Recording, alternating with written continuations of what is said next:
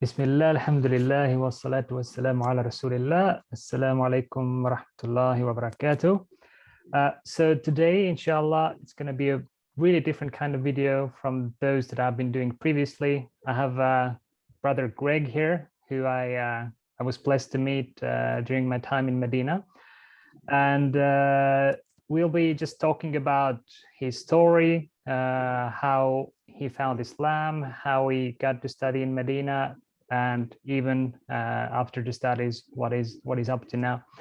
And inshallah, well, this is like the first video of this kind, but inshallah, I want to bring more stories like that in the future, inshallah, both people that I've met with in Medina, and also some convert stories, inshallah, from Estonia and elsewhere. So yeah, let's just get right into it. And Greg, if you can just, start with telling about, your background, like the environment you grew up in, and maybe also move on then to about how you found Islam. Yeah, sure. Assalamu alaikum wa rahmatullahi wa barakatuh. Yeah, I am born and raised. I grew up in Chicago in the US.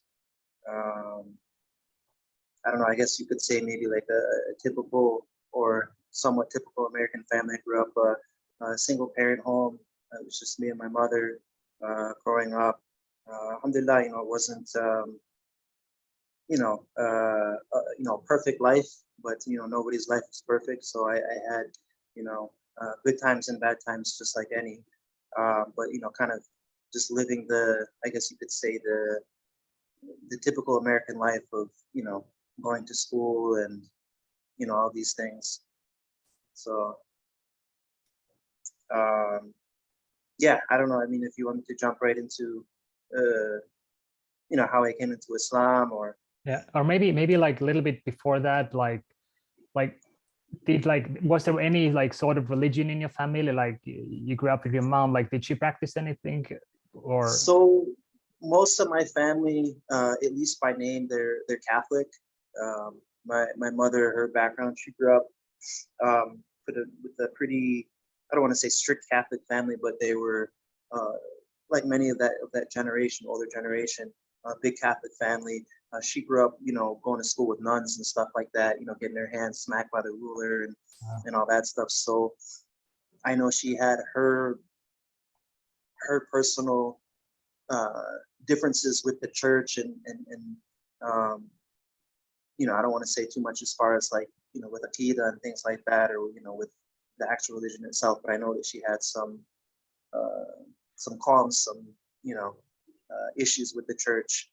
So she, as far as raising me, didn't force, Catholicism, or didn't force any type of religion on me. We would go to church at like, weddings and things like that. But it wasn't like I had to, go to Sunday mass or, I don't even know if I got my communion or any of those things. But yeah, it's kind of a liberal upbringing, I guess you could say, as far as the household goes. all right. And so like how did you like go from that like to being interested in religion yourself, and also like eventually finding Islam, converting to Islam? It's funny, subhanAllah, it was my senior year of high school, and we had a world religions class, and kind of we're going and studying all the different belief systems. We're studying Judaism and Christianity and Islam and Buddhism, and at that time, I didn't think much of it. It wasn't really like on my radar. I wasn't thinking too much about religion or spirituality. It was just, this is schoolwork. But that summer, I had actually met another convert brother. I met him at a party, and we got to talking, and he asked me, just some real basic questions. What do you think about life? Do you think there's anything else out there? Do you think that there's a creator? Do you think we're just, this is all just randomness, or, what is our purpose? And, it made some light bulbs kind of go off in my head, and I started to go back and do my own research, not school related, for myself, looking into all these belief systems and starting to think about it a little bit. So, mashallah, may Allah reward that brother, immensely, because, had he not just taken the time just to have it, it was a very, very simple conversation. It wasn't like he was like some big da'i or anything like that, and trying to give me pamphlets. It's just talking to me about life, and that was kind of a catalyst. It's a really good point, mashallah, you're making here. Like how, like, sometimes like people have in mind, like, if you want to make, like, do dawah, if you want to bring people to Islam, you have to, like, make it really big, and you have to be like, you have to have studied like for years, and like then you go and do like, put up a big tent like in this middle of the city or something. That's one of the ways, one of the examples. But actually, like, just a simple conversation, just asking those like questions, making people think about, like, as you said, like if there is something bigger out there, a creator or whatever. So these sometimes, like, these simple questions can actually, like, lead to so much, like, in your case, like they're led to Islam then. Yeah, I think that's something that's very,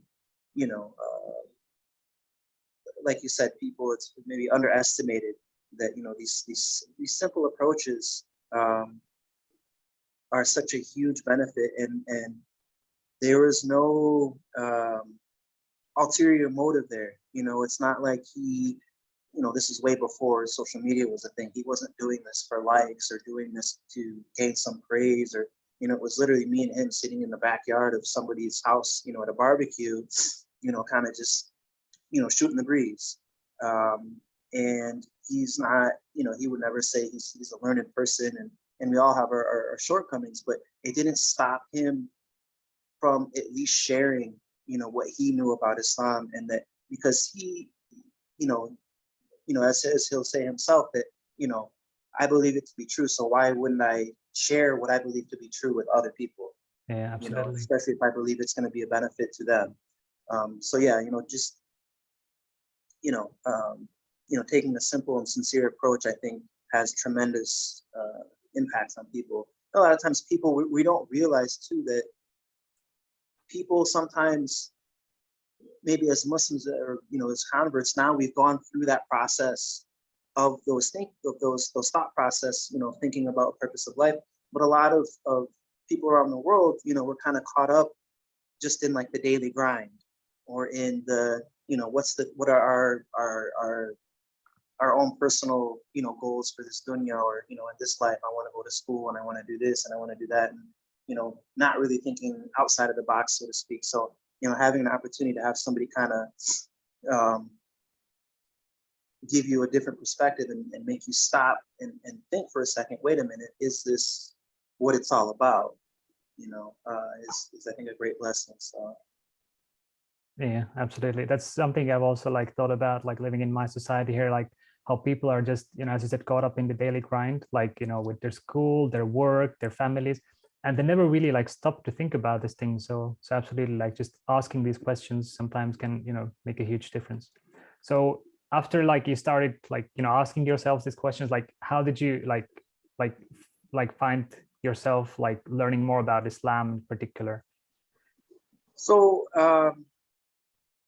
subhanAllah, it makes me think of, and it was one of the first hadiths I think that I ever came across, is a hadith, and I'm not gonna quote it 100%.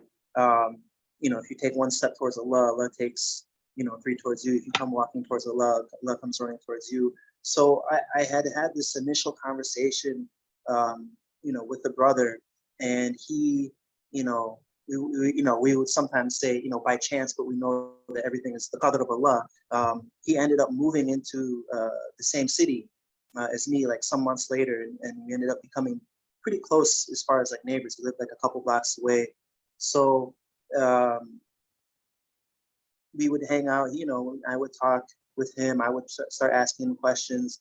And then, on myself, I started, like I said before, I kind of went back and started doing a lot more research, because there were some things that he said to me that when I first heard him, I was like, oh, that's a bunch of baloney. Like he said something, he said, talking about, for example, the preservation of the Quran. I said, there's no way that the Quran is preserved. Like we know all the holy books, they've been tampered with, and like, this is known. But when I went to go and disprove him, I found out that wow, that this book has been preserved. And then some of the things that I found along my journey, I just couldn't deny. So basically, what I had done was I kind of went back and I would look, at different belief systems. So I was like, the main ones I was looking at were, Christianity, obviously because of my own background, Judaism. I grew up with some Jewish friends, and I, had gone to like some Passovers and some Hanukkahs and things like that. And also it being of one of the monotheistic religions, I figured, okay, I should, look into this. And I also looked into things like Buddhism and Taoism. And what ended up happening was that, whenever I had, a question about something, and I would, I guess you could say, put it to what's that called, like the litmus test. Islam was the only one that was able to answer the question in a logical manner while also providing proofs. So for example, when it came to the subject of the Trinity, this is such a huge, people get into debates and arguments over it. I had Christian coworkers and Christian friends that, when I asked them, can you, explain this to me in a way that it's going to make sense to me without it being super ambiguous and show me the proofs, they weren't able to do it. And I'm not trying to, bash them or, discredit them for anything. But at the end of the day, when I looked at, for example, the Islamic perspective of Jesus, of Isa alayhi salam, versus the Christian perspective, and then you also look at the history too, the history of Christianity, and what there was at the time of Jesus versus what happened, right after. And I would definitely recommend anybody, that's doing this kind of research themselves. There's a couple really good books by Dr. Lawrence Brown, Misguided and Guided. Now, I'm not like an super avid reader or anything like that, but I picked those books up, and one, the way that he wrote the books, mashallah, it was very engaging. And two, it gave a very good, accurate historical timeline of, the earliest generations of Christianity to what we have today. And you could see in there like how things changed and how things went about. But, without digressing too much, in short, I would ask questions to myself, and then I would also ask questions to this brother as well, and then just, kind of do my own research. And the more research I did, the more I found that, everything that I'm reading about Islam, it's logical. Historically, it's making sense. And then also too, scientifically, there were some things in the Quran, there's the ayats in the Quran that talk about the development of the embryo. They talk about the mountains. They talk about the weather systems, and the, how the rain clouds are formed. All these things. I was really big into Discovery Channel and nature and all these as a kid. So I knew some of these things, and I knew that some of these things had only been discovered recently, within the past 100 years or 150 years. So I said, how is it that, these scientific facts are in a book that's, over 1,400 years old? There has to, and that's when, another light bulb click, okay, there's definitely something there. It can't just be by chance that these things are there. And we're, and it's also too, the only, at least from what I've seen, the only belief system in which science, it coincides with science, and science actually is a proof of its truthfulness. Usually you find, especially with like Christianity, science versus religion, whereas Islam, more like science, hand in hand, basically. Like, yeah, they're like a proof for one another. So subhanAllah, the more research I did, the more I found, okay, that there is something here. I'm not 100% sure what it is yet, but there's some, there's truth to what this guy is saying, and there's also things I can't quite explain. I mean, everybody has their own, I guess you could say, their spiritual journey. So for example, I would be reading a book, and then I would have an interaction with somebody, or I would see something, man, that's correlating right with the thing that I was just reading about. You know, is that happen chance, or is that, Yeah. you know, so subhanAllah. And like from there now, like at what point like did you actually like do your shahada, like, or how old were you also like at the time then? So it's, for me, I think it's funny for me because you know, a lot of times, you know, we see and we hear these shahadas where, and mashallah, I think it's a beautiful thing too. You know, where brothers or sisters, they do their research, they want to become Muslim, they go to the masjid, they, you know, they take the shahada, you know, in front of everybody on Juma, and then 150 people give them hugs, and you know, mashallah, it's a really beautiful thing. For me, it was quite the opposite, you know, and in essence, I had, you know, this research I had done for probably about maybe, I think a year, between a year and a year and a half. I'm not 100% accurate, but I was, you know, back at this brother's house, and we were just sitting down one day, just hanging out. You know, I asked him some questions, and then he, you know, kind of started going over the basic pillars, you know, which we had discussed before. You know, went over the pillars of Iman and the pillars of Islam, and you know, I affirmed all these things. I said, yeah, you know, I can't deny any of these things. I've done this research. You know, I find them to be true. I can't find, you know, any big issues or any contradictions or anything like that.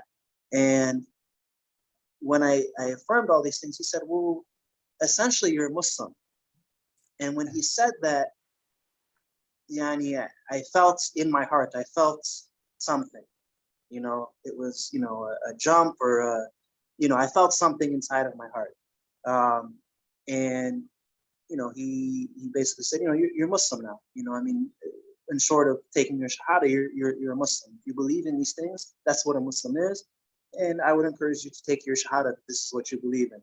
So I took my Shahada right there, you know, with him, and alhamdulillah, I mean, that was the beginning, or at least one of the milestones, I guess you could say, of my journey in Islam. So, MashaAllah. And how old were you at that point? Like, when I think I was right around 19, 20 at this time.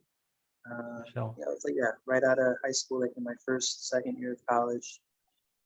So, MashaAllah. I like when you talked about like how some people, like, you know, make it like, you know, do the shahada, like, you know, in a masjid, like, you know, gathering like with a lot of people, and you know, again, like nothing wrong about that, but it's just like I can like relate personally a lot more to your story.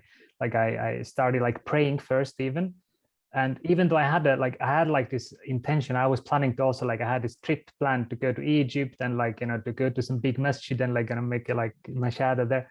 But like Allah had another plan, and I ended up like, I was praying already, so I just ended up saying the shahada, like, just in case, like on my own, basically, like at you know, at some random place, like at some random, you know, time, and just to make sure that I really am in Islam, because I was like saying the shahada in the prayers, like, you know, when we do tashahhud, we also basically say the shahada, but you know, I didn't know if it's the same thing or if it counts, so just in case I did it on my own. So yeah, I can really relate to that. So you were like 19, 20 years old.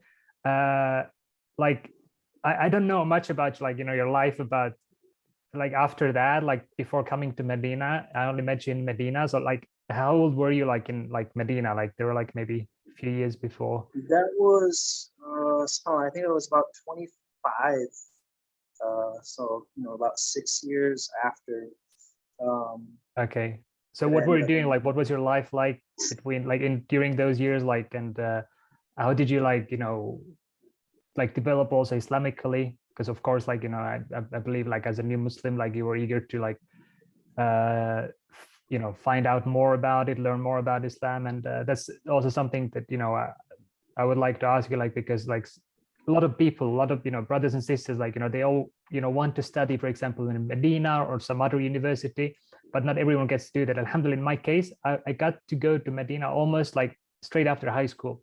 So there wasn't like that big gap of like 5 or 6 years, like, you know, in like it was in your case. So how did you like start like learning, and like what advice would you give to like, you know, new Muslims who are just converting, and like how to get like their first like, you know, valid Islamic knowledge? So, I mean, there's a few things. One, you know, when people become Muslim, Allah subhanahu wa ta'ala says this, you know, in the Quran, that, you know, He's going to test us, you know, that, you know, and I'm going to again misquote this, you know, but, you know, do you think that you say you believe and that we won't test you? You know, we won't test you with your family or your health or your loss of wealth or things like that. So one thing that's really important for people that are, whether they're, you know, considering to become Muslim or have just become Muslim, is that it's not like you take your Shahada and then everything is uphill from there. In fact, it can sometimes be the opposite. You know, alhamdulillah, for me, I wasn't, you know, I didn't have, for example, any big backlash from family, anything like that. You know, I had some friends, my social circle was kind of affected by it, because I had, you know, friends that, you know, I love them, and I love them as people, you know, but after becoming Muslim, and even this wasn't in the very beginning, but after some time, I realized that, okay, there's habits and there's environments that I have to change, you know, in order to better myself as a human being. And some people took that in a very personal way. You know, I had some friends that, oh, you know, like you became like religious and now you think you're better than all of us. And I said, no, man, I just, you know, I go get a coffee with you, but I'm not gonna go to like the club or, you know, anything like that. So, and everybody's tested differently. So you have to kind of see, you know, what it is that, you know, Allah is going to test you with, you know, and it might be a variety of things. You know, maybe Allah tests you with your work, you know, maybe, you know, Allah tests you with your, you know, your loved ones, people that are around you. Maybe Allah tests you, you know, in your health or in other aspects. So I think there's a couple things that are really important for new Muslims. And it's not just on the new Muslims, this is also on the communities too. Alhamdulillah, I mean, in the beginning of my Islam, you know, I knew this one brother, I knew a couple other brothers, but there was like a couple years there where I was kind of like, aside from those few brothers, I felt very much like a stranger.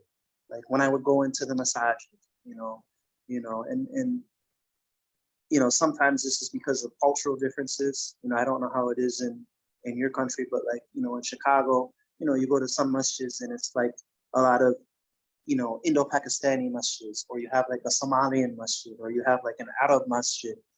And I understand, you know, especially with, you know, the reasons for that, but at the same time, and I think there's more awareness now than there was before, you know, for reverts there, you know, we're like newborn babies, you know. So the community, on one hand, the community, it's an obligation upon them to look out for and to help, you know, new Muslims. And I know, at least in Chicago, alhamdulillah, there's, you know, programs, and I know that there's a lot of, especially with social media, there's a lot of online programs. But at my time, I struggled a little bit with that. I had a hard time because I had to give up my social circle, and then I wasn't able to replace that right away. So for me, it was, you know, I was like, okay, I'm spending a lot of time by myself, which I was kind of used to being an only child, but at the same time, you know, being in the presence of good company is really, really important. So, you know, to, you know, the communities out there, I would advise, you know, if you don't already have something in place, you know, try to establish, you know, a program specifically for converts, for reverts, by people that are knowledgeable and trustworthy, and probably by people that are, you know, converts and reverts themselves that are a little bit more established, because they can kind of, you know, they can relate to the journey. So, you know, finding a healthy social circle, I think, is really essential. And alhamdulillah, you know, Allah blessed me with meeting, many brothers that, gave me good advice, were there for me, if I had a question, or if I was struggling with something, if I was feeling down, or, I didn't know what to do, that I could call them up and boom, they were there. I remember one time I got a flat tire. I was like in the middle of downtown Chicago, and, I called some brothers, and they rolled up, as we say, they came rolling deep, like there's like 5 or 6 of them, boom, boom, boom. They, fixed up the car, got me going, I was on the way. And, little things like that, it goes a long, long way. At the same time, I think it's important, for the individual that they spend time to learn, about the religion, to learn, obviously about Tawheed, the correct understanding of, our relationship with Allah,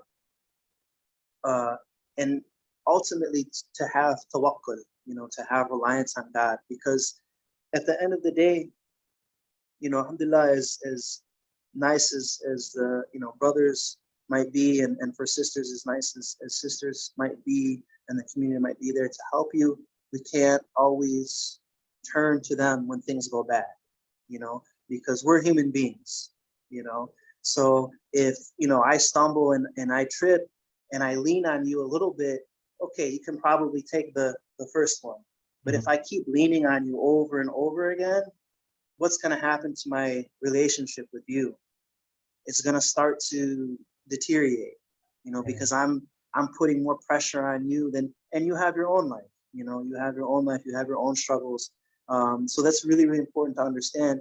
And it's the inverse, or conversely, it's the opposite, when it comes to Allah.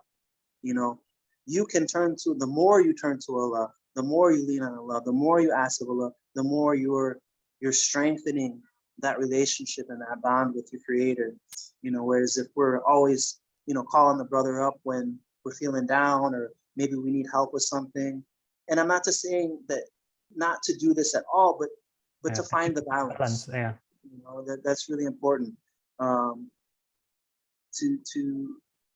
be able to know when, what, I should, be able to do this on my own, or I should, if I'm struggling with something, before I go and call the brother up, make dua, or, make wudu, make, couple rakats of prayer, and ask Allah to help you. And then call the brother, and see. Yeah. The more we can rely on Allah and have this tawakkul, I think the better it is. So like I said, it's finding that balance, between connecting with the community making efforts to connecting with the new Muslims, and then also developing yourself, and learning. That, and the best piece of advice that I got from a brother was the salah, because I didn't really, even though I understood, like salah was a pillar of Islam, I wasn't fully implementing it in the beginning of my Islam. And I had met a brother, mashallah, Albanian brother. Oh, I'm gonna mess that up. I don't want to quote, he's Albanian. But the brother, I met him, and one of the first things he asked me was, "Are you praying?" And I was like, "Yeah, I go to Juma, and I pray sometimes." And he's like, "No, no, no." And he sat me down, and he explained, like the importance of prayer. And he said, "Look, man, like no matter what you got going on in your life, no matter what shortcomings you have, don't let go of your prayer. Don't let go of your prayer. Always pray, always pray, always keep praying." He's like, "I don't care if you have this going on, or you have that going on, or, you feel you're falling short in this way or that way, like hold on to your prayer, and not just praying to pray, but also like learning the aspects of your prayer. Obviously, the basics, from, learning how to make wudu, to, learning different, surahs, learning different du'as, things like that. But the importance of the salah, when he, gave me that nasiha, gave me that advice, it really stuck with me. and I'm not perfect, by any means. I have my shortcomings, but implementing that immediately, I think is essential. Especially for new Muslims. MashaAllah, Jazakallah khairan. There's really a lot of good points you made here, and I'm sure it's gonna be like, if someone listens to that and implements that in their life, it can make a huge difference. And as for the salah, I think like it should be always like whatever you're going through life, we all have these ups and downs also with our iman and everything. I think the salah is the minimum that we should always even myself, I'm not sometimes people think oh, you've studied in Medina, you're this perfect Muslim. I'm far from it. Allah knows best. And but the salah is this minimum that that no Muslim, I think, should never consider leaving, and should be always just do the minimum, the five times a day. And if you keep that connection at least, and you're serious with that, inshallah, Allah will also help you overcome whatever you're dealing with. But just that minimum connection, I think, should always be there, through the salah, particularly. So how did you end up applying in Madinah University? And let's talk about how you got there, your first experience there, especially the first emotions, and when you got to Saudi Arabia, and let's talk about that a little. Yeah. SubhanAllah,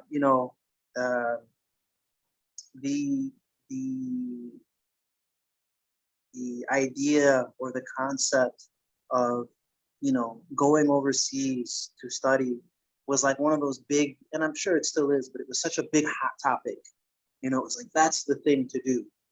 It's go overseas. At the time it was either you go to Egypt or you go to Medina, or before a lot of the things that happened in Yemen, it was go to Yemen. It was one of those three things. And I remember even in my early years, becoming Muslim, I had me and a fellow revert, Allah yarhamu, we were talking about it all the time. Yeah, man, let's go to Yemen and study, and let's go to Egypt and study, or let's apply to university, even though we really had no idea what that entailed, and it was some years later that there were actually some brothers, mashallah, may Allah reward them, at the masjid. They had organized a dawra, what do you call it, an intensive course, seminar in Kuwait, with some of the mashayikh in Kuwait. And to be honest, I don't know why, but they kind of pushed me to go, and they said, you should go. And I told him, I said, I'm probably the least qualified person to go. I don't know why you guys are picking me. I don't know Arabic. I'm not, a learned person. I'm not a very studious person, but they said, what, it doesn't matter. We want you to go. And, subhanAllah, they put forward the funds for me to go on this trip to Kuwait. And that trip, that was kind of a catalyst for me applying to Medina. So in this intensive, it was an intensive Arabic program that was 2 months in Kuwait. And, it was myself and about, I think, 15 or 20 other American brothers from all over the States. We were there, and it was just day and night, going and listening to lectures and learning Arabic. And mashallah, some of these brothers already knew Arabic, and, some of these brothers already knew a lot of Quran.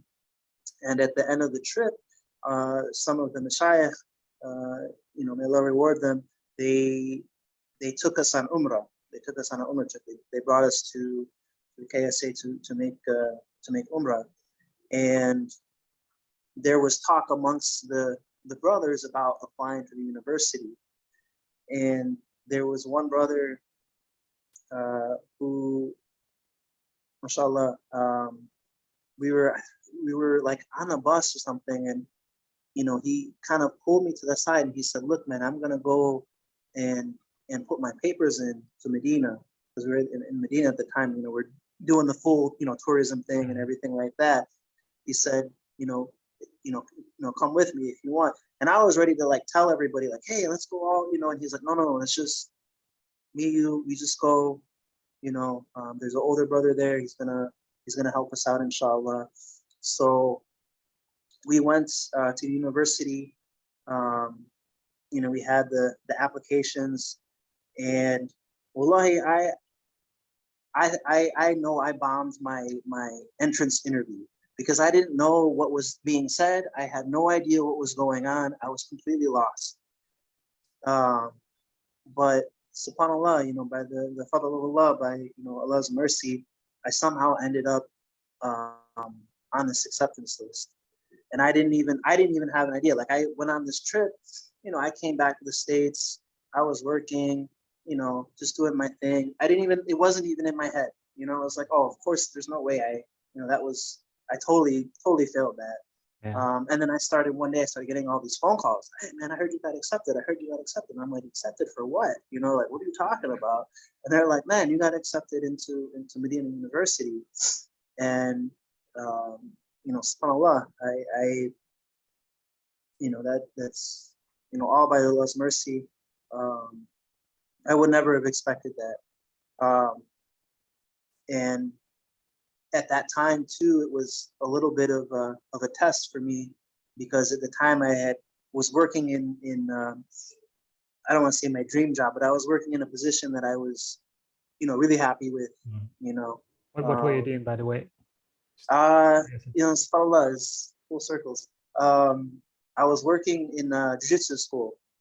So I was working in Jujitsu school, and I was doing some, you know, some of the office work, but I was also training. And at that time, that was, and still is, you know, very much a big passion of mine. Yeah. Okay, so actually, that's also something I wanted to, you know, ask you about, because obviously, like, Jiu-Jitsu is a huge part of your life. I've seen it, like, you know, you post a lot of, you know, things about it on Facebook, and obviously that's, you know, been a big part of your life for like many years now. And so maybe, like, you know, you can just talk about that a little, like how you got into that. And, you know, we'll get back to Medina, talk about that, but like, you know, about, you know, your relationship with Jiu-Jitsu, and, you know, what it has given you. And, you know, maybe also, you know, what others can learn from it. Like, you know, even us as Muslims, like sometimes people have this understanding as Muslims that, like, okay, you know, this like this like martial arts, like, you know, it's like from the non-Muslims, so, you know, we shouldn't like really like learn from it. But that's, you know, it's not really the reality. Like, there's, you know, no, if always anything, good things, and, you know, leave, if there is anything we shouldn't, you know, practice, we can just leave that. So yeah, I mean, I think most of the issues, at least what I've seen when it comes to martial arts, is if there is elements of shirk in the martial art, whether it's with bowing or even within some martial arts, depending, like if you go towards like more Eastern, like Kung Fu and things like that, you do have to be kind of careful with what is being taught, and, you know, the I guess you could say like the I can't think of the right word for it. The foundations of that particular martial art. But in essence, I think it's really important for anybody, Muslim, non-Muslim, for anybody, to learn to defend themselves in some way, shape, or form. And there's this great analogy. I actually had I hear it all the time, but I had actually seen a story on it and written out pretty well, and I shared it on Facebook. And it's the analogy of swimming, right? So, you know, as kids, we learn sometimes, you know, we learn sports growing up, right? You might learn how to play baseball, you might learn how to play football, you might learn how to play basketball. Now, for some people, they have no problem with their kids learning these sports, but when it comes to something like swimming, it is lazim, it is a must. It is fard. They must learn to swim, because it's not only a sport, it is a life skill. even like survival skill in some situations. Yeah, because, you know, more often than not, at some point in time in your life, most people are going to have an encounter with a body of water, you know, whether it be a pool, a river, you know, a lake, anything like that. And not knowing how to swim, that immediately becomes a very big danger, right?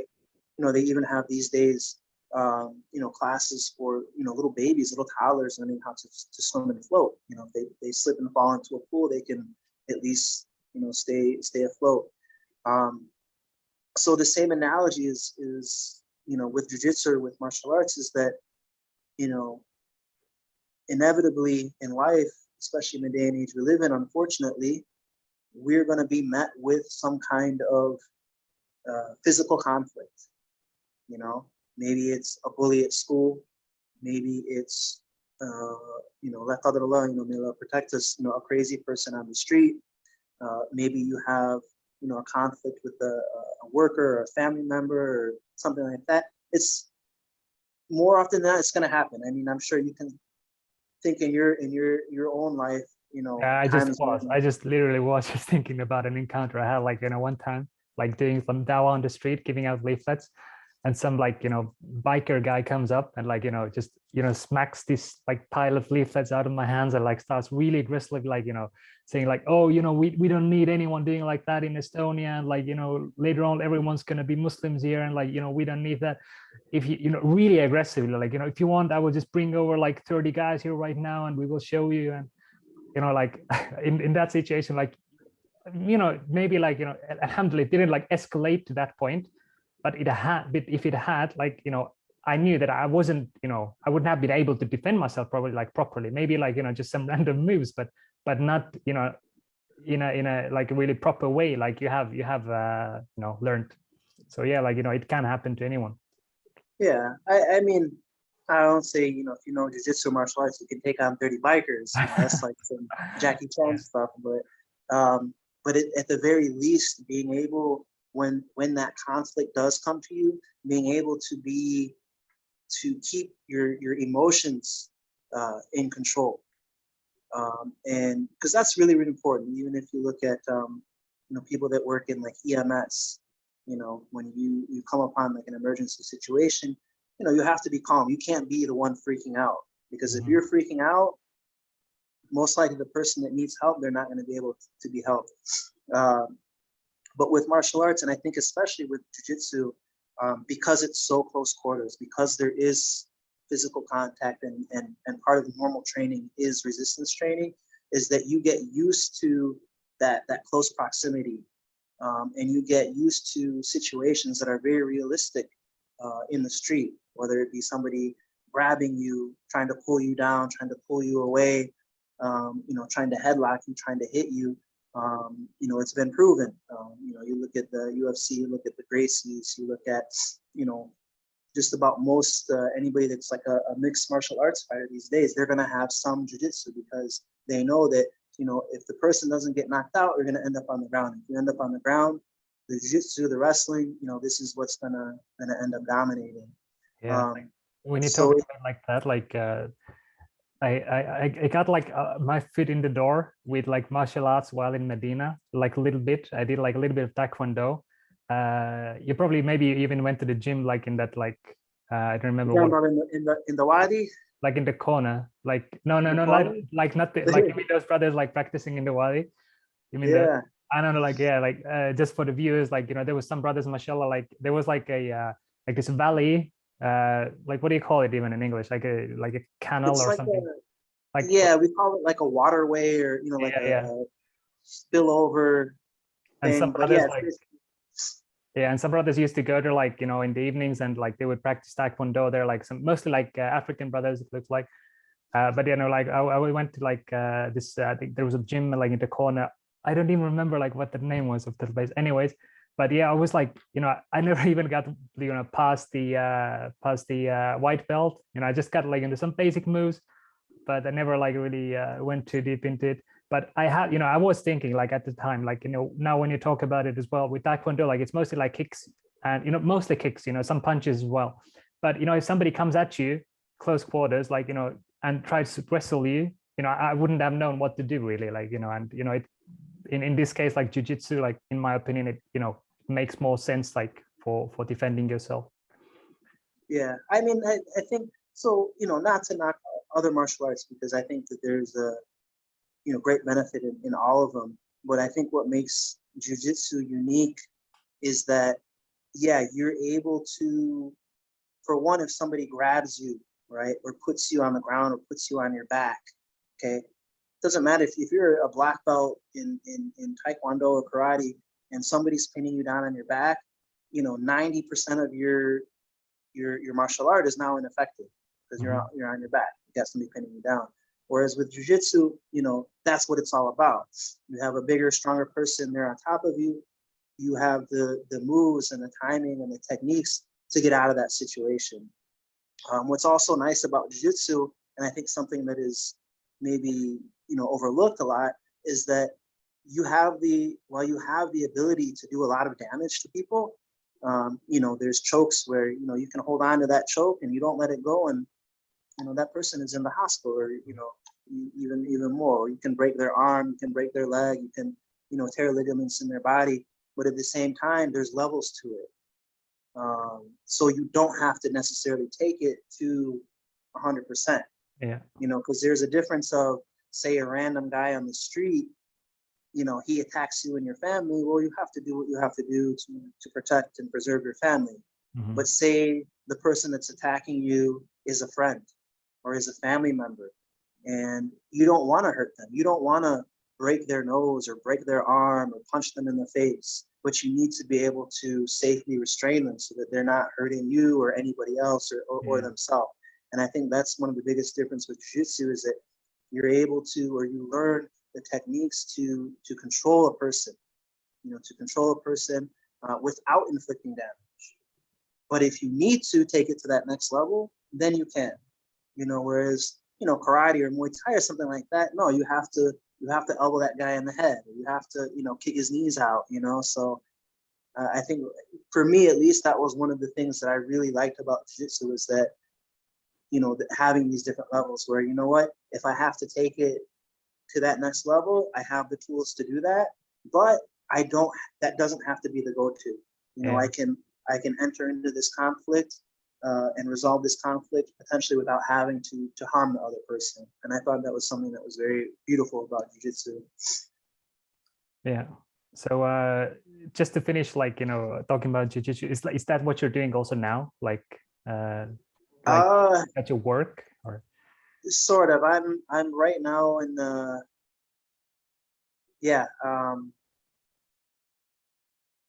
it's a little bit difficult to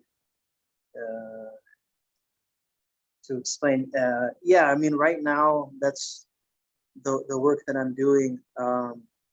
Right now I'm actually between Corona and everything else. I was in the States for about 5 years. This is kind of going a little bit off, so we'll see if we can circle back. But right now I'm back at least at this moment, back in Madinah, alhamdulillah, with my family. But my background, I was wondering, I see there's this seats. It's kind of a crazy story. I mean, it'll kind of tie into, with the university and how that went. But essentially I was working here in the KSA. I had gone home for for like an annual leave with the company, and I had a visa issue, which kind of kept me stuck in the States for like a year and a half. And then the Corona thing happened. So I was stuck there for even longer, and I was just, alhamdulillah, now just able to make it back. But, at least during this past year, subhanAllah, I came back working at the same place that I was working at right before I went to the university. So it's been like a full circle, subhanAllah. So yeah, we'll see what happens, inshallah. My hope is, if I can, at least in the long term, I'd like to establish something here. I think that would be beautiful, inshallah. And make dua, inshallah, that I'm able to do that. But yeah, most of my, my work, my background is either in jiu-jitsu or fitness. That's kind of been like the majority of my work. Yeah. So if somebody wants to learn jiu-jitsu with you like they can't do it in Chicago right now? Like, because I thought like when I seeing your Facebook photos, like, you know, I thought like you were there, like, you know, active and in Yeah, that I like mean, in that center like run by Eddie from the Dean Show, I think. yeah. So he has a school in Chicago, and that's where I started training, and then. Well, subhanAllah, man, you know, everything, like I said, everything is the qadar of Allah. Basically, I had come back to the States. I was working a bunch of odd jobs, and I called them up, just asking them about something completely different. And subhanAllah, I ended up back at the school, working at the school as I was working before, kind of in a little bit more of an involved capacity. But yeah, he has a school. There's several schools. He has a school. His brother has a school. His cousin has a school. Some of the students from years ago. I mean, it was kind of a beautiful thing to see. Although, you know, change is consistent. You know, to see some of the older students, they had now branched off and opened up their own schools. So yeah, I mean, if there's anybody that's trying to go and train jiu-jitsu in Chicago, there's a couple good schools that, you know, I could refer any of the Redsviks, you know, mashallah, they're gonna have some good quality training, inshallah, there. And it's also, I think, like, and it's also like great to have, like in my experience, like small experience in Taekwondo, like, you know, like to have your like trainer also as a Muslim, like with these like martial arts, like so that, you know, you can avoid like, you know, these like the shirk items, like especially like the new converts, they might, you know, not be aware of like all of these things, like, you know, for example, the bowing thing. Like, you know, in Taekwondo, like they normally do like a full, like, you know, bow, like in front of their, you know, opponent. Yeah, But like, you know, yeah, even in like Aikido, they do like a full sujood, they do like a full prostration, um, which, you know, I think at the end of the day, if you go to a martial arts school and you explain to them, hey, you know, this is my religion, this is my belief, I can't bow to yeah, people. My thinking is that if they're, you know, a good person, and you know, they have a good heart, they'll be understanding of that. But yeah, if they're going to try to enforce or impose that, no, you must, you know, do this, then I know that there's other alternatives out there. yeah. You know, I know that there are places out there where they're not going to force you to do that. So you know, there's a way. You know, if you want to learn martial arts or how to defend yourself, you can do it without having to compromise, you know, your religion. So, Absolutely. And mashallah, like I think that idea, like, you know, for you to open something there in Medina, I think it's a beautiful idea. And may Allah make it easy for you, because there's Taekwondo there, like there's Aikido place, there's Judo, I heard, but do yeah, you there's know if judo. there's, They even have jujitsu here. They have some jujitsu. Even when I was in the university, I started teaching a little bit at one gym, and some of the brothers I trained with when I left, they continued. And alhamdulillah, subhanAllah, yesterday I just saw them, and they said, subhanAllah, you know, we were just making dua, you know, like we haven't seen you in like 5 years. So alhamdulillah, it's nice to see that they're still training. And I know in other cities as well, because I worked in Jeddah. So, you know, jiu-jitsu now here is and is growing.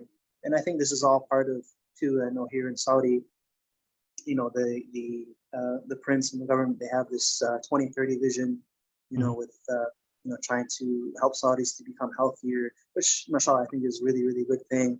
And I think jiu-jitsu would be a great asset to that vision.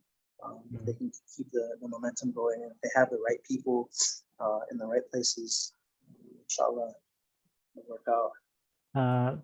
mashallah. So before we start wrapping things up, maybe just talk a little bit, like, you know, about your like time in Medina, like, you know, you're even staying there now, like, you know, what do you consider are like the biggest blessings that you know, you have there right now, and or even like from your like university time, and maybe even like, you know, what are they, like, you know, the difficulties, like, you know, living over there, like, because, you know, there's always two sides of everything. Sometimes also, you know, people think, or brothers especially who go to Medina, like they think it's going to be all like, you know, very easy.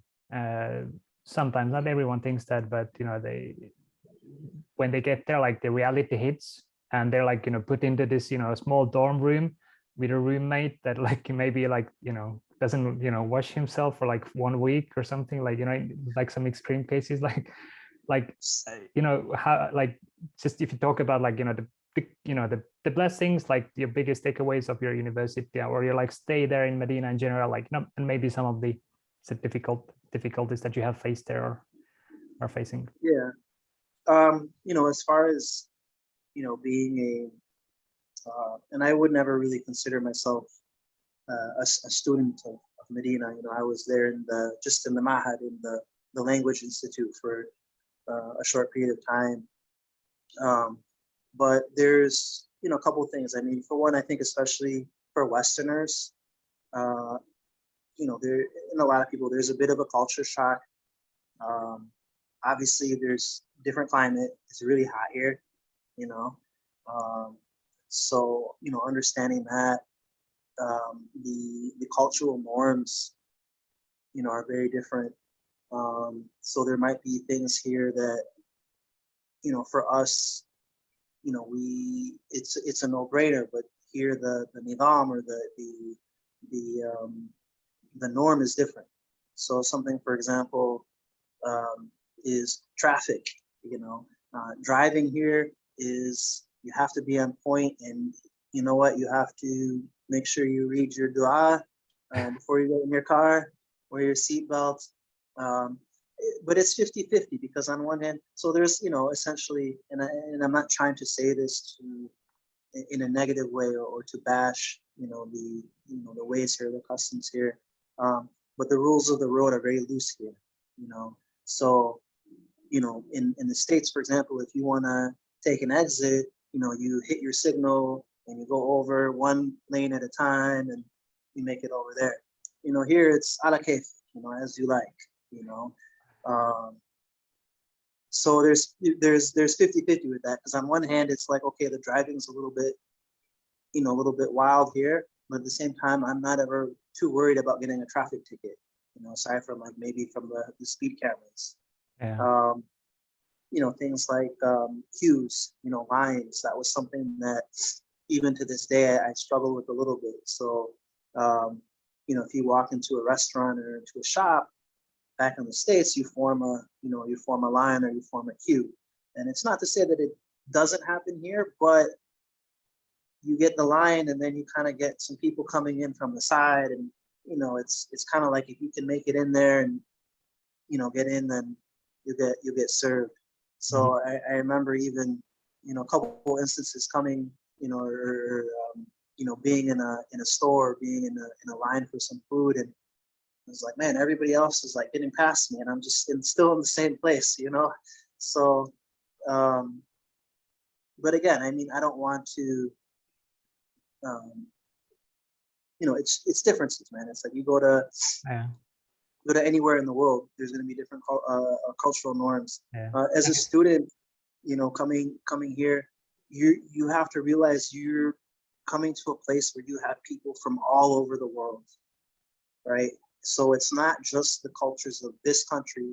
It's, you have people with cultures from China, people with cultures from the Congo, people with cultures from Russia, and you have to take these things into consideration. I remember one time we were in the cafeteria, in the jami, in the matam, and we were in the line, and there were some students from some African students, and they like were cutting through the line, and one of the brothers got really upset at them, and he actually like grabbed one of the brothers, and he said, man, what, why is this always happening? Why are you you always cutting the line? And not to say that it's correct, but the brother, he said, look, in my country, if you don't get to the place where the food is, there's a chance you won't eat. And that's like how they're wired, that they form that habit, that's how it is. Now, I'm not saying that that's correct. Obviously, we should try to follow the way, but being able to have some empathy and understand that people are coming from very, very different backgrounds. Some people are coming here from war-torn countries. Some people are coming here from places where they have to hide their Islam. You know, I And also, remember like, at the time. yeah, some people like remember, like, they were like, the mukafa that we were getting like 840 reals, like the stipend, monthly stipend, like that's like maybe $200 or something. Like a lot of Yeah. the like brothers, like they would send like the majority of that to home, like to their families, even like, like to, to help people back home. So like absolutely, like, we don't really, we always don't know, like, what people are like dealing with, back home, or like all these differences that they, the cultural backgrounds and everything that they come with. And like sometimes it's like this cultural baggage, that it's not even always their fault, like, they just grew up like that, just like you said, like, if you don't get in the line first, like maybe you don't get food in their country. So like Yeah. it's also hard for them to like, leave all those habits behind, like just like that. Yeah, I think it's also very humbling, and it I think traveling in general helps people kind of get out of their head a little bit. Maybe humbles the ego a little bit. And I think especially as Westerners, we don't realize how good we have it, how spoiled in a lot of aspects we are, whether it be things like, the food, or even things like water. I remember I was living in an apartment and the water cut out for like 3 or 4 weeks. So we were, using the, like we call like the Hinkley and Schmidt bottles. So, I have to buy like 2 or 3 of those, and you're doing your dishes, you're doing your laundry, you're bathing all throughout that. But that's the reality for some people, like every single day. Yeah. Or even and worse, again, like, having to walk like miles just for water. to the well and go pump the well. And you always hear things about that. But then when you're actually experiencing it yourself, or experiencing something similar, then it's humbling. You realize, oh man, we really do have it good, where we can just walk in the other room, we can turn on the tap, and let the water run. That's something that I even forget about sometimes here, astaghfirullah. My family gives me a hard time. They're like, don't, I'll like be trying to wash the dishes, and they're like, you got to turn the water off, and do all the soap and then turn the water back on. You can't let it just run. So, for students, I mean, I would say people coming over, one, yeah, it's not going to be like the time of the Sahabi where everything is perfect and, everybody, is mashallah, on point, and everything is 100%. It's gonna be hard. There's gonna be struggles. You're gonna struggle with cultural differences. You're gonna struggle with maybe things within the I don't know how you say, like your social networking. People. It's hard for some people. Some people are married, or some people aren't married. Some people are away from their families. Some people come here and they're, trying to get married. And, it reminds me always, to go back and look at your intention, and that was one of the things that I remember coming here. When I first came here, we went, I can't remember the name of the sheikh, but we went and sat with one of the mashayikh. And actually, it's not only just here. I think this is a theme that I've seen almost everywhere I've gone, from, mashallah, really knowledgeable people. One of the first things that they always talk about is checking your intention, and rechecking your intention, and constantly rechecking your intention.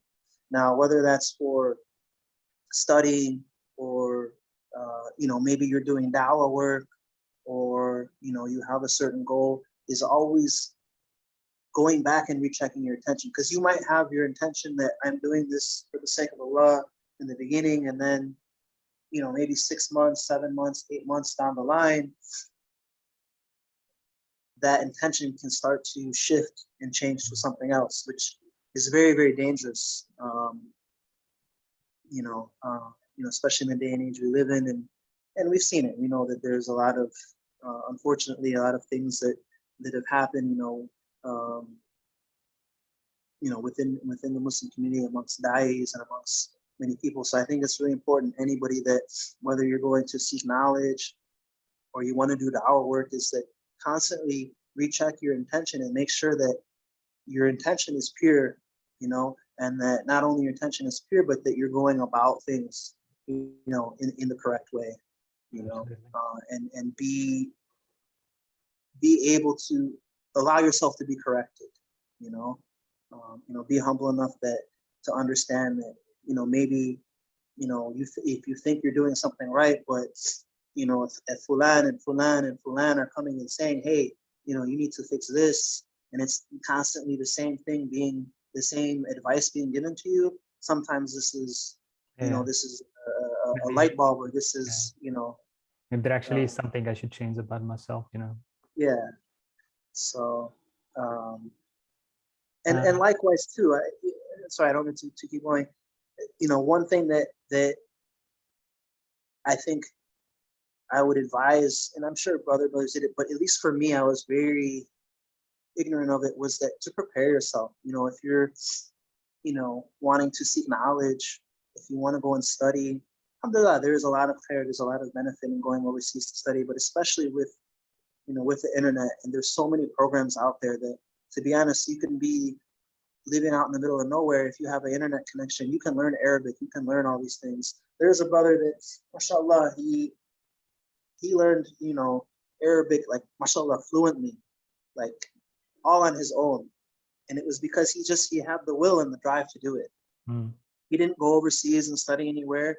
He was diligent. He got the books. He would go and he would go to like the Yemeni cafes. This is in Chicago, you know, go in the Yemeni cafes and sit and like talk with the people and practice. And, you know, mashallah, if you spoke with him, you think that he went and studied overseas somewhere, but, you know, he just was diligent on his studies. So there's a lot of opportunities anywhere. It's just, you know, whether you're willing to make the effort, you know, to make it happen, inshallah. And obviously the success is from Allah. But yeah, constantly just checking your intentions, I think, is really, really important. Absolutely. Jazakallah khairan. And, you know, we talked now a lot about, like, you know, before talking about intentions, we talked a lot about the difficulties, but, you know, just to, you know, end it on like on a more positive note, like, you know, whatever difficulties, you know, we have in Medina, or like whether you're a student or living there, like it doesn't come even close to, like, you know, the blessings that we have, like, or, you know, somebody who gets to study there or live there. Like you have the Masjid al-Nabawi, like you can just go there, like, you know, almost every day if you like to. You can, you know, just drive to Mecca for Umrah. You know, for some people, like, you know, it's, you know, that life's goal is to, you know, just to go and do Umrah once. But, you know, there it becomes like, you know, so much easier. And like there's so many, like, you know, opportunities, like, you know, even, you know, for like studying, you know, outside the university. Like you don't have to be like a student there, like in the university, to actually, like, you know, seek knowledge. But, you know, sometimes, you know, it's just one of those, you know, even like one of the small masajid somewhere where there's some knowledgeable sheikh, like who doesn't maybe even have, like, maybe just a couple of, you know, students go to him, you know, let's say like 3 times a week, and just to learn from him. But he might, you know, be just as knowledgeable, or even more than some of the, you know, teachers in the university. So like there's this city is full of blessings and so many opportunities, you know, despite, you know, having some kind of difficulties to deal with. Yeah, and that's what I always tell brothers, or, you know, if I hear people complaining, you know, or saying, oh, you know, they have something negative to say about here. I said, you know, or they're surprised that there's problems here, just like there's problems back home. Yeah. I say, you know what? Sure, this is the dunya, man. There's gonna be mushakil, there's gonna be problems anywhere you go on the globe. At the end of the day, especially here in Medina, alhamdulillah, the opportunities for khair, the opportunities for good are so abundant and so easy and right within your reach. Whereas if you're looking for trouble, you know, if you're looking for, you know, for sin, you know, these things, you have to like search for them.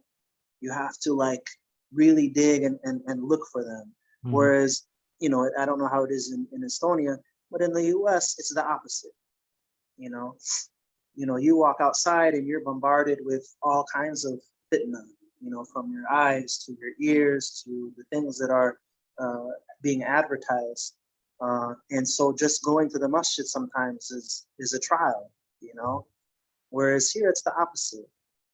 And that's the way I always think about it, is that, you know, back home, and it's not to say, you know, I don't want to not, you know, back home either, because alhamdulillah, there's a lot of people doing a lot of good work and a lot of da'wah, and mashallah, a lot of people, you know, coming into the fold of Islam. But it's also a struggle too sometimes, you know, in that environment. And sometimes it makes me think of that hadith of the man who killed, you know, 100 men, you know, and he was advised to change his environment, you know, to go to a place where there would be less fitna. Yeah.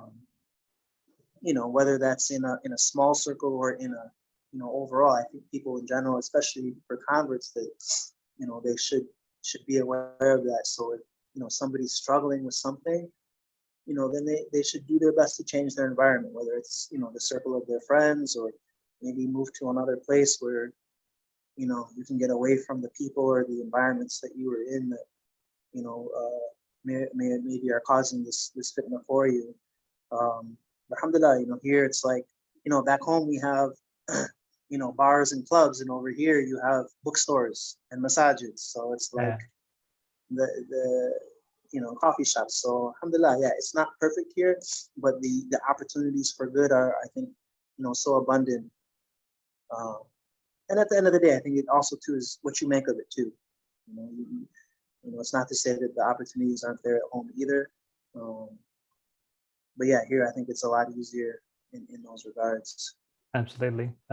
Just one thing to mention about that, like, you know, you said like how you know, it's so much easier, like, you know, Islamically, like in general, like it's a lot easier because the whole society is like, you know, it's even if, you know, they're not perfect, like the society is not perfect or the people are not perfect, but, you know, it's still a better, you know, environment for a Muslim. Like, for example, like what really like hit home with me while I was there, like I was thinking about a lot, like how here in Estonia, like we have only one Islamic center, and I was living really far from it, like 200, like 300 kilometers almost. And, you know, it was really difficult to go there, but there you have like masajid everywhere.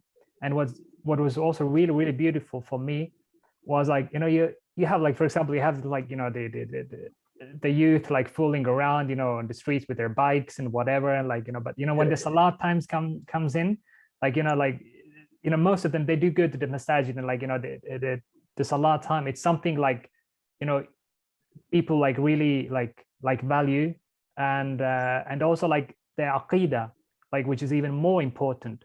Like you have these, like, you know, again, like those kids, like Saudi kids, sometimes, like, you know, they're not maybe behaving in the best way, some of them, but, you know, if you ask them, like, you know, man rabbuk, who's your lord, like, you know, it's like, of course, Allah, you know, there's no other way for them. Even like, of course, you know, you have some exceptions, but generally, like I really love it how they have like this, you know, belief and this in like the tawheed and the aqidah that, you know, you don't really find, you know, in the West, like, or like even some, you know, some other countries.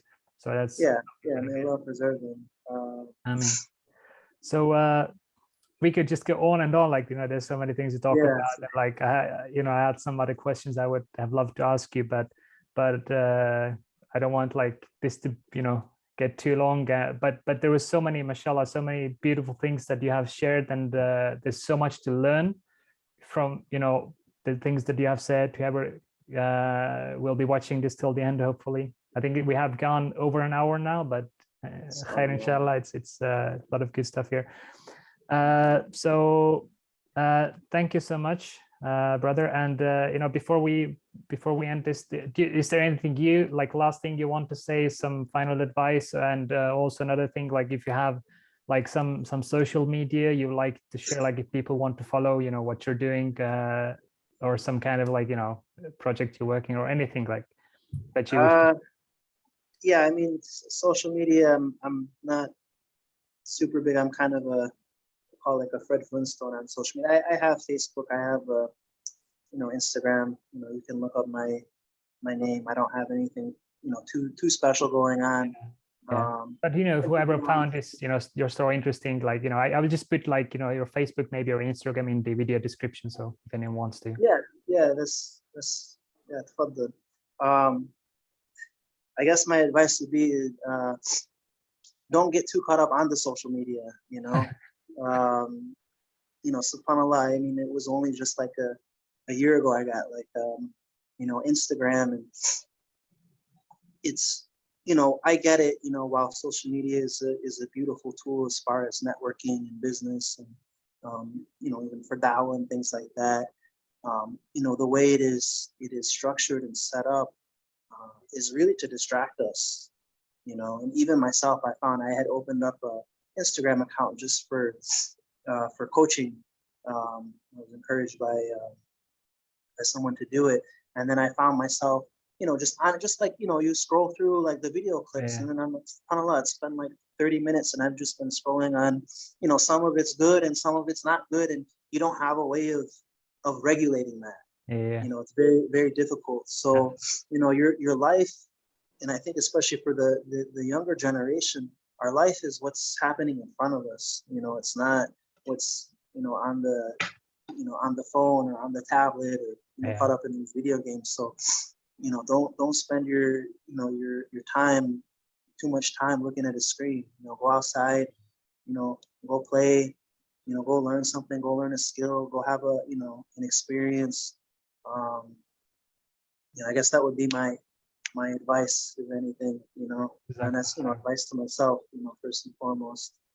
Yeah, absolutely. And you know, as you know, when it comes to social media, I definitely agree with you. Like I have, like, you know, also from my work, like, you know, previously used it a lot, but you can get kind of lost in it and, you know, get caught up, you know, in all those like things that just pop up, like you can just keep scrolling, or like, you know, watching things that you don't really need to be watching, and you know that you know, it just, you know, in the end of, you know, a waste of your time and a waste of your life, and things that Yeah. don't benefit you.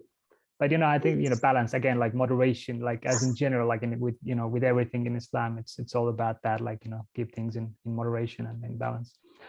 Yeah, finding the balance is key, you know. So Yeah. So Jazakallah khairan, thank you so much for doing this, yeah. and for the viewers, Jazakallah khairan for, you know, if you have watched all the way till the end. And inshallah, there will be more videos like that. And if you liked it, you know, don't be shy to subscribe. Inshallah, there will be more videos. I will be talking with some brothers like you I met in Medina, as well as some convert stories from Estonia, inshallah, and elsewhere. So jazakumullah khairan, and assalamu alaikum wa rahmatullahi wa barakatuh.